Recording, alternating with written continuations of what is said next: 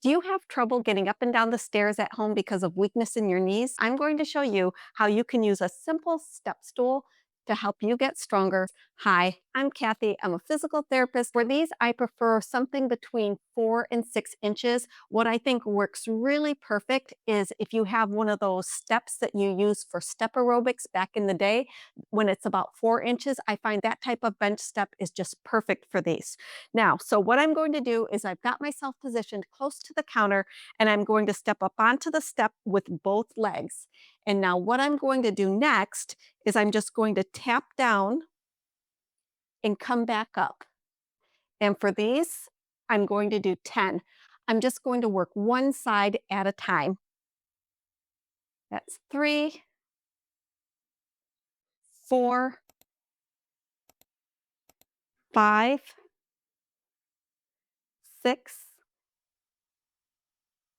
7, 8, 9, and 10. And now I'm going to do 10 stepping down with my left side. So here we go. There's 1, 2, 3, 4, 5, 6, 7, 8, 9, and 10. And that's it. It's super simple. For anything that's a strengthening exercise, you'd probably want to do between 2 and 3 sets of 10.